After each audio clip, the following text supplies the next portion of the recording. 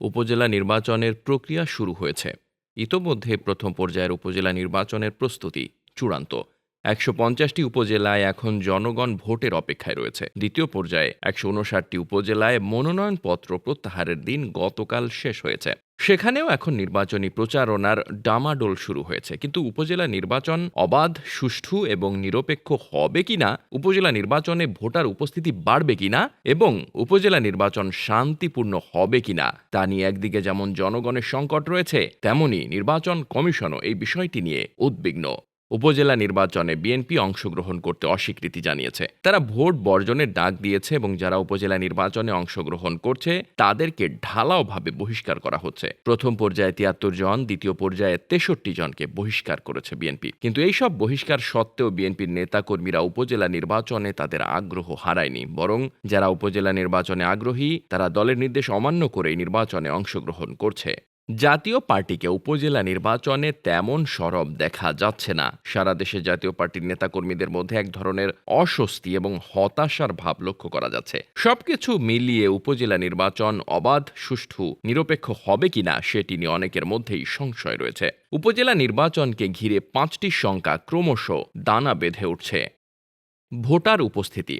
উপজেলা নির্বাচনে ক্ষমতাসীন আওয়ামী লীগের জন্য সবচেয়ে বড় চ্যালেঞ্জ হলো ভোটার উপস্থিতি। আওয়ামী লীগ সভাপতি প্রধানমন্ত্রী শেখ হাসিনা ভোটার উপস্থিতি বাড়ানোর জন্য নেতা কর্মীদেরকে নির্দেশ দিয়েছেন। এ কারণেই আওয়ামী লীগ উপজেলা নির্বাচনে দলীয় প্রতীক ব্যবহার করছে না। একাধিক প্রার্থী যেন নির্বাচনে প্রতিদ্বন্দ্বিতা করতে পারেন, দলের ভিতর যেন প্রতিদ্বন্দ্বিতা হয় এবং নির্বাচনে যেন ভোটার উপস্থিতি পড়ে, সেটি আওয়ামী লীগের লক্ষ্য। কিন্তু আওয়ামী লীগের এই কৌশল কতটুকু কার্যকর হবে, ভোটাররা ভোটে কতটুকু আগ্রহ দেখাবে, সেটি নিয়েও অনেকের সংশয় রয়েছে। আওয়ামী লীগের বিশৃঙ্খলা এবং এই বিশৃঙ্খলা শান্তিপূর্ণ নির্বাচনের পথে বাধা হয়ে দাঁড়াতে পারে বলেই অনেকে মনে করছেন। উপজেলা নির্বাচন অবাধ, সুষ্ঠু ও নিরপেক্ষ হয়, সে কারণে আওয়ামী লীগ সিদ্ধান্ত নিয়েছিল যে মন্ত্রী এমপিদের স্বজনরা যেন নির্বাচনে অংশগ্রহণ না করে। কিন্তু দলীয় নির্দেশনা উপেক্ষা করে বহু এমপি মন্ত্রীর আত্মীয় স্বজন এবার নির্বাচনে প্রার্থী হয়েছেন। এ সমস্ত প্রার্থীদের সঙ্গে আওয়ামী লীগের তৃণমূলের প্রার্থীদের সহিংসতার ঘটনা উপজেলা নির্বাচনকে উত্তক্ত করতে পারে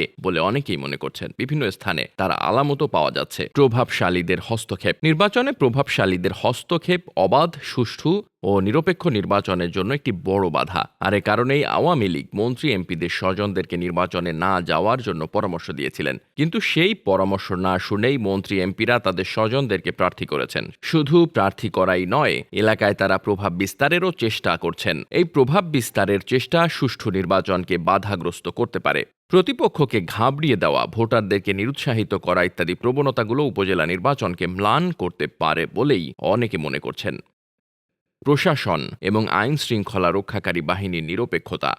প্রশাসন এবং আইন শৃঙ্খলা রক্ষাকারী বাহিনীকে উপজেলা নির্বাচনে নিরপেক্ষ থাকার জন্য পরামর্শ দেওয়া হয়েছে। আর সেই পরামর্শ অনুযায়ী প্রশাসন কতটুকু নিরপেক্ষ থাকবে সেটি এখন বড় প্রশ্ন। বিশেষ করে প্রভাবশালীরা যখন নির্বাচনের মাঠে হস্তক্ষেপ করবে, তখন প্রশাসন এবং আইন শৃঙ্খলা রক্ষাকারী বাহিনী কতটুকু নিরপেক্ষ অবস্থানে থেকে নির্বাচন পরিচালনা করতে সক্ষম হবে সেটি নিয়ে একটি প্রশ্ন দেখা দিয়েছে।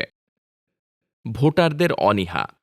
উপজেলা নির্বাচনেও ভোটারদের অনীহা রয়েছে, কারণ একাধিক বিকল্প প্রার্থী এবং ভিন্ন মতের প্রার্থী না থাকার কারণে উপজেলা নির্বাচন নিয়েও ভোটারদের মধ্যে উৎসাহ উদ্দীপনার অভাব লক্ষ্য করা যাচ্ছে।